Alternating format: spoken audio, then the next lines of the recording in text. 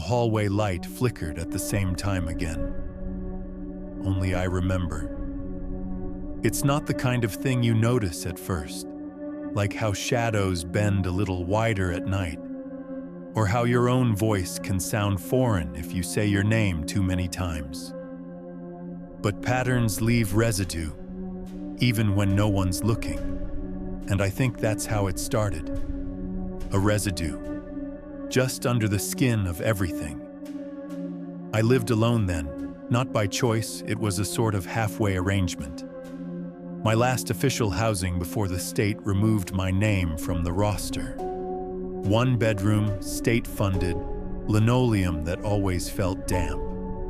No mirror in the bathroom, though you could see where one had been, like a negative burned into the wall. I wasn't supposed to ask about that. They gave me a paper with numbers to call if I felt unwell, but the phones only ever rang out, and I stopped trying after the 3rd week. I wasn't sick, I was just noticing too much. Like how the drawers always opened a fraction overnight, or how the air in the fridge was warm even though the bulb still worked, or how my bedroom door would creak open between 3 and 4 in the morning, as if the building itself was checking to see if I was still inside. I told myself it was structural, settling, pipes. That's what they always say in those old tapes. The ones with voices that crackle just before the real part starts. But I knew my own weight in the world, and it was getting lighter, not metaphorically. I mean, I stepped on the scale every day and watched the number decrease, even though I hadn't changed anything. 150, 146, 138. I told the program rep when he came for the monthly welfare check, but he just circled something on his clipboard and asked if I remembered my mother's maiden name. The light flickered again that night.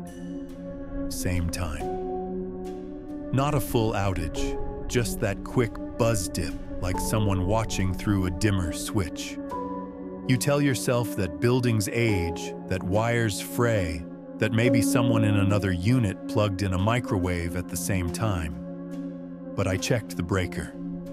Everything was perfect, too preserved. And the clock on my oven, it hadn't reset, which meant no power loss at all, just interruption. I started keeping notes, but not on paper. I had read somewhere about ink degrading, how memory could be influenced by rereading.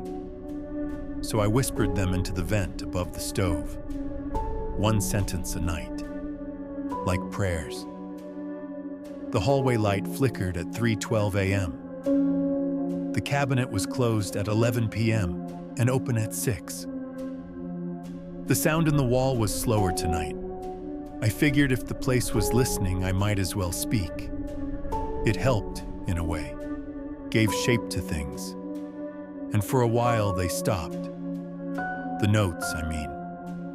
I couldn't bring myself to say them out loud anymore, because they started happening before I noticed. Like something was anticipating me. Like the observations were never mine to begin with. There was a stack of tapes in the hall, closet. I hadn't seen them when I moved in, but the closet was always dark, and I had never looked closely. 12 VHS tapes, unlabeled, untouched, a fine powder on their edges like they hadn't been moved in years. I didn't have a VCR. I didn't want one. But one of the tapes was already inside the TV cabinet, pushed in just far enough to be seen when the door creaked open on its own one night. The spine said 4B Delta. The writing wasn't mine, but I recognized it. My throat closed the way it does when you see your own face in an old photo you don't remember taking. I took the tape to the neighbor's unit. She had a player, and I told her it was an old documentary. She nodded. She never asked questions.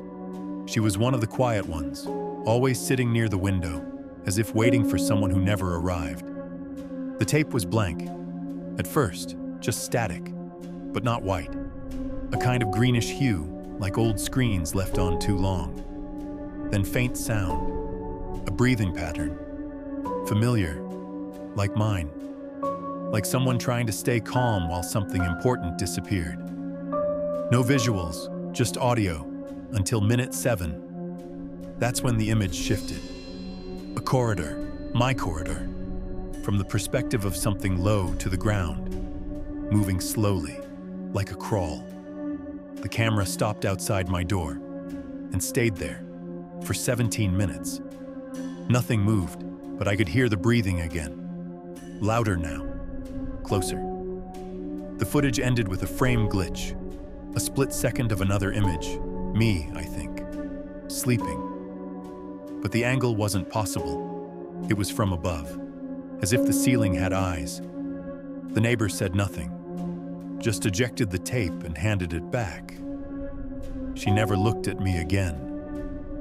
I asked the housing office if someone had been in my unit before me. They said records had been lost in a server migration. I asked who lived there now. They asked if I was taking my medication. I wasn't. I never had. They just assumed I was. That's how they write you off. A passive past tense, a shrug, a pill no one ever gave you. The next tape appeared on my kitchen table. I didn't put it there. I don't have memory gaps, not like they think. I just remember more than I should. The tape was labeled Retention 3, that word again. Retention. Like something they were trying to hold on to, or someone. I played it alone this time. It opened with audio only, my voice, but not recent, a younger cadence, clipped, nervous, like those recordings they make in cognitive recall trials. Subject 0142, day 9, no further contact. Then silence. Then static bursts. A loop of the word anchor repeated 13 times, each time softer, each time further away. I turned it off before the image started. I couldn't watch it. Not again. That night, my front door was ajar when I woke up. Nothing missing, nothing moved, just open, as if someone had come in, not to take, but to remind. I moved out 2 days later, broke lease, left everything. I didn't care. I needed air that hadn't been recorded. I didn't realize it then, but it wasn't the tapes that were the problem. It was the activation. They only played when I remembered them. Only spoke when I reached that specific frequency of awareness, like the mind was a tuning fork, and they were waiting for the right resonance. I told myself I was free. New city, new name, no forward address. But the problem with memory is that it doesn't follow geography. It lingers in patterns. And the patterns were still with me. Like how I always knew when the microwave would beep a second too early. Or how the same woman walked past my apartment every Tuesday at 11:14, always wearing the same coat, always pausing by the fire hydrant like she was waiting for a cue. I recorded her once, but when I played it back, she wasn't there. Just street noise. And the sound of breathing, slower now, like waiting. I saw a file once, years ago, in the records room of a facility they never finished building. The door had been left open by mistake. Inside was a table covered in folders. Most were water damaged, but one was dry, crisp, intentional. It was labeled Cognitive Field Retention, unlisted subjects. No author, no date, just rows of names. Mine wasn't there, but the column next to each name had a code. Memory exceeded protocol threshold. That phrase again, retention. Like memory was something they could calibrate. Like remembering too much was a failure of obedience. I didn't take the file. I didn't need to. I already knew what it said. I had known since the moment they moved me into that unit and forgot to remove the old mirror mount. They wanted to see what would happen if memory wasn't erased, just left alone. If someone could retain experience across program boundaries, if awareness itself could loop. But they miscalculated. Because when you remember too much, you begin to interfere. You become part of the pattern. You become a signal, and signals draw attention. I thought distance would muffle it, that if I placed enough hours between myself and that corridor, the resonance would die down. But the signal wasn't in the walls. It wasn't in the tapes. It was in me. It was always in me. I remember the testing rooms now, not fully, just glimpses, like reflections in someone else's dream. The narrow cot, the soundproofing that made your thoughts echo inside your skull. The way the air smelled of copper and printer ink. There was always a ticking, not a clock, but something designed to feel like one. Something rhythmic enough to create the illusion of time. But that's the trick, isn't it? Time isn't a measure of seconds, it's a measure of difference. And when nothing changes, when every tick feels the same, the mind loops, repeats, softly at first, then fully. The first time I noticed it was when I left the shower running. I had been sitting at the edge of the tub, staring at the steam, thinking of nothing. But when I stood up, it was dark out. The lights had changed. Hours must have passed, but I hadn't moved. No missed calls, no hunger, just stillness, like someone had pressed pause. That was the first loop. The second happened in a waiting room. I was filling out a form, the kind with boxes for prior conditions. I looked up at the wall-mounted TV and saw the news anchor finish a sentence. Then the screen glitched, a single flicker, and she started the exact sentence again. Same cadence, same smile, same head tilt. I looked around. No one else noticed. I left the form half-filled and walked out. The receptionist didn't stop me. I don't think she saw me leave. I began collecting these fragments. Not deliberately, just subconsciously. Like the way you pick at peeling paint. Some nights I'd wake with ink on my fingers and words on my skin. Not written, just imprinted. Like I'd been pressed into something while I slept. I stopped trusting furniture, stopped sitting. The bed felt too scripted. The floor was better, real, cold, honest. I took to lying beneath the couch where light didn't reach and air moved slower. I began to think of myself not as a person but as a receiver, a conduit. Something they had tuned to catch the echoes. The files I found weren't meant to be found. Burned documents always leave a scent. That chemical sweetness of erased intention. But some survived. Microfiche scans, redacted PDFs, fragments printed too faint to copy. Retention anomalies in pre-cleared participants. Loop induction and memory anchoring. Subject drift identified after repeated exposure. Drift. That was their word for it. Like my mind had slipped from orbit. Like I wasn't where they left me.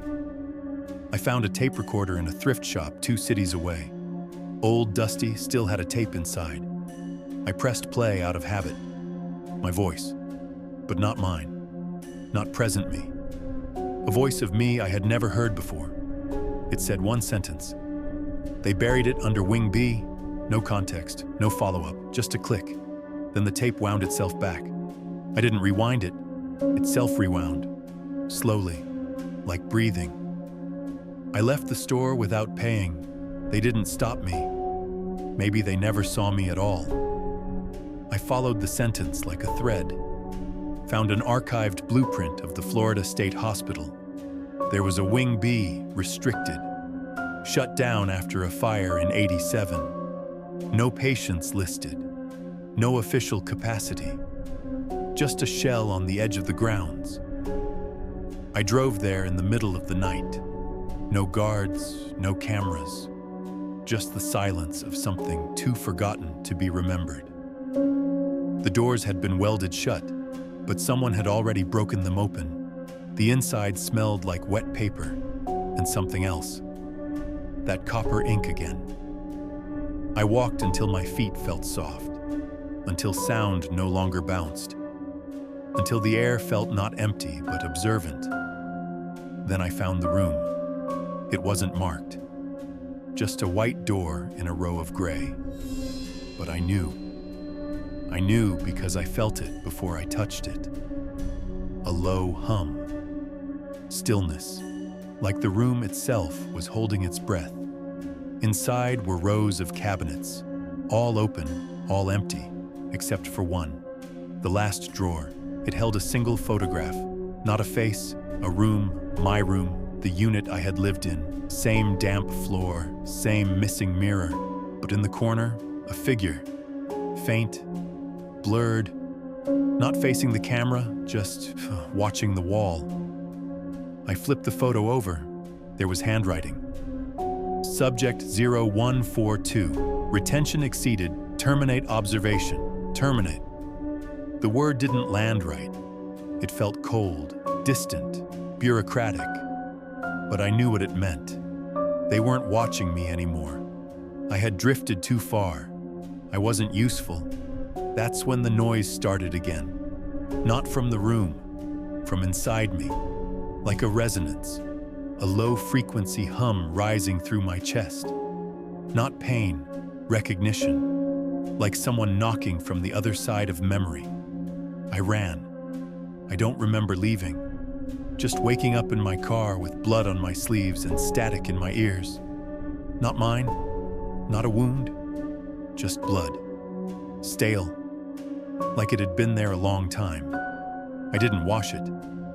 I drove until the road felt meaningless. I slept in parking lots. I spoke to no one. I was trying to reduce the signal, reduce myself. But it doesn't work. You can't unremember what they buried in you. The more I forget, the louder it gets. I think they knew that. I think that's why they chose me. Not for what I remembered, but for how I remembered. Not linearly, not in scenes, but in feelings. Emotional retention. That's what they called it. The ability to hold on to sensation long after the source fades. It was part of a study, a quiet one. Not MK Ultra. Something later, smaller, more surgical. They weren't trying to control minds. They were trying to overwrite emotions, to see if a person could be taught to associate dread with nothing at all. If terror could be implanted without imagery, without sound, just pattern. That's what the light was. That's what the cabinet shifts were. Tests. Small, repeated irregularities. Enough to create unease, but never enough to prove. They called it silent pattern induction. SPI. I saw it once in a footer of a redacted file. Most people failed the threshold. They either broke down or normalized it. But a few of us retained the pattern, felt it in our bones. Those were the ones they watched, not with cameras, with calibration. They'd adjust your environment, nudge objects, loop sounds, delay shadows, until you felt seen by nothing. And when you finally spoke up, they labeled it psychosis. That was the final layer. Convinced the subject it was all internal. That's how they closed the loop. That's how they buried us. I know this now. I know it because I found my own file. Not under my real name, but under the code they gave me. 0142, high fidelity, emotional anchor confirmed. There was a note beneath it in handwriting I recognize. Mine. It said, if found, erase. Retention is recursive. Recursive, a memory that loops itself until it becomes indistinguishable from the present. That's what I am now, a recursion, a signal inside a skin. Some days I hear static when I close my eyes, not in my ears, in my teeth, like something is tuning me, preparing me for playback. I've started speaking into this device not to confess, but to measure, to track when the loop resets, to see how far gone I am. I think it's soon. The light flickered again last night. The same way, same time, same sound. That means the anchor's still active. That means I'm still active. And if I'm active, it means the observation isn't over. They'll come. Not with questions, with deletion, quiet, bureaucratic, sanitized. They don't drag you away. They erase the door. They let you live long enough to stop speaking, to forget you ever existed. I tried writing myself letters, but they disappear. Not stolen, not misplaced, just gone, like they were never written. I tried recording my voice onto different machines. Each one corrupts the audio within 24 hours. Distortion, echo, then nothing. It's like the pattern fights back, like it knows I'm trying to externalize it, to warn. But that's the thing about recursion. It protects itself. If you're hearing this, it means the pattern failed. It means some part of me made it through. And if it made it through, then it's active in you now. You'll feel it, in your lights, in your doorframe, in the way your name feels just a little too long when you say it out loud. That's the signal blooming. You won't notice it first. You'll just feel watched. Not by someone, by expectation. A room holding its breath, a drawer open by 2 inches, a static pulse that doesn't belong. You'll try to normalize it. Everyone does. That's part of the test. See how long you can live with it before it becomes unbearable. Some don't make it. Some surrender early. Say they're depressed, anxious, diagnosed. They're not. They're calibrated. They're remembering what doesn't want to be remembered. You're next. That's not a threat. That's a consequence. You heard this. You played it. That's enough. You've been activated. They know now, and they're watching. I stopped sleeping on purpose 2 nights ago. Not out of fear, out of necessity. When I sleep, the pattern tightens. It doesn't need dreams. It works in architecture, in breath, in intervals. It uses stillness to braid itself deeper. And I can't afford to deepen. Not now. Not when I've finally started to see the full shape of it. The memory isn't a memory, it's a structure. A loop not bound by time, but by attention. The more you notice, the more it roots itself. And I've noticed too much. I see it in reflections now. Not mine. The delay. The millisecond lag between my movement and the glass. It's not technical. It's procedural. A lag in rendering. Like my existence is being reviewed before approval. And sometimes the reflection moves slightly after I stop. Just enough to suggest it's considering something. I no longer answer the phone. Even when it doesn't ring. Especially when it doesn't ring. There's always a moment now, around 2:17 a.m., when the room goes quieter than physics allows. Like sound is being pulled inward, not muffled, archived. I think that's when they record. I think that's when they scan for residual retention. I don't know where I am anymore. The apartment changes subtly. A wall used to have 2 outlets, now just 1. My closet door opens the wrong direction. My faucet squeaks on a different note. These aren't quirks, these are tests. They want to see how long it takes for me to say something. That's the experiment. Not the memory, the acknowledgement. They want the subject to name the fracture. That's the trigger. Once you name it, it seals. They tried to erase me. Not just bureaucratically, neurologically. They call it cognitive soft deletion, a de-patterning protocol. Flood the senses with controlled anomalies until the subject destabilizes their own memory index. But I didn't destabilize. I adapted. That's what they got wrong. That's what they never planned for. Someone who could digest the noise. I can hear it now. Constant. Not loud. Just present. A low-grade humming under everything. Fluorescents that aren't on. Electronics I've never owned. Air vents that don't exist. I once tore open the drywall behind my bed. There was no insulation, just wires, dozens of them, all leading nowhere, or maybe everywhere. One had a tag on it, faded red paper. I steamed it open. The letters were hand-typed, 0142-A, overconscious, monitor only during sleep phase. That was the last time I slept, and even then I dreamed in patterns, not images, not words, just arrangement.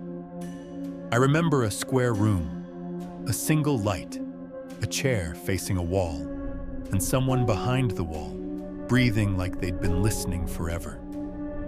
I woke up with a nosebleed and the taste of copper ink on my tongue. I haven't eaten in days, not out of protest, out of absence. Hunger left me, or I left it. I think my body is decoupling from its needs, becoming signal. I write things down now only on the inside of old books. I cut the bindings, slide paper in, reseal them, hide the memory and memory. I've planted 13 so far, all in public libraries, all in the psychology section. If one survives, it proves I was real. If two survive, it proves the pattern can fracture. I don't need anyone to believe me. That was never the point. Belief is a luxury of those still visible. I'm not entirely. There's a spot in my hallway where my reflection doesn't appear, not even shadow. Just blank, like the wall forgets I exist. I stand there sometimes, just to see how long it takes for my breath to fog again. It doesn't. Not there. That's the erasure zone. I think every pattern has one. A physical location where your presence fails to register. If you've made it this far in the tape, you'll start to find yours. It might be your stairwell, your rearview mirror, a certain chair in a waiting room. You'll notice because you stop reacting when you're near it, like your body pauses, like your mind walks around it. That's the pattern marking you, making space for something else, something quieter. I've been tracking the others, not many, just 5. 5 that I'm sure heard what I heard, felt what I felt. 2 are gone. 1 disappeared after filing a FOIA request about a closed wellness center in New Mexico. Another vanished 3 days after posting a message online, a single sentence. Why is my microwave clock always 5 minutes late? The post was deleted within seconds. I saw it because I was already watching. The 3rd is still moving, changed names twice. Lives in a storage unit, never uses digital devices. She sent me a tape once. No return address. Just a date written on the label. March 4th, 1987. That's the day Wing B burned. The tape wouldn't play. It cracked in the machine. But the label bled ink. My fingers were stained for days. I couldn't wash it off, like the message had bypassed the medium. The 4th is older, institutionalized, not for what he did, but for what he remembered. They told him his entire family died in a fire, but he recites their voices perfectly. Conversations, laughter, even fights, in perfect order. Date stamped. He says he has emotional tape That phrase again, retention. They study him still. Call it compassion. It's containment. He never blinks when the lights flicker. He just nods, like he's counting. I'm the fifth, the final anchor. That's what the files said. Each phase required 5. 1 for each sensory modality. I was the auditory. That's why they chose me. Why this voice matters. Because I remember sound, not just speech. The tone, the pulse, the gaps. I hear what's left out. I'm saying this aloud, not for you, but for it. So it knows I've passed the threshold. So it knows the experiment failed. I retained. I crossed the memory barrier. I carried the pattern beyond its containment parameters.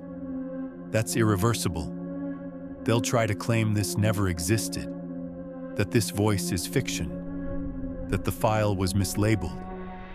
But someone will remember, not in words, in dread, in a hallway that feels too long, in a chair that faces the wrong way, in a light that flickers at exactly the same time, every night. That's the residue, that's me. I've become signal. Not person, not target, anchor. I was never meant to survive this long. The program ended 20 years ago, but memory doesn't expire. It waits, it breathes, it embeds itself in repetition, and once it finds a host, it continues. That's what they couldn't control. They built a loop without a kill switch, and I am that loop now. This voice, these words. You think you're listening, but you're remembering. I'm already inside you. I am the drawer half open. I am the tape with no label. I am the word on the wall you almost see when you blink too fast. I am the pause before the next flicker. And when it comes, when the silence deepens and the walls lean closer and you feel your own breath hesitate, that's not fear, that's recognition. You've always known me. You just weren't calibrated until now. So if someone asks you about this tape, deny it. Say you never heard it. Say it didn't play. Say it sounded like static or nothing at all. Because that's how you survive a memory like this. You don't. You become it.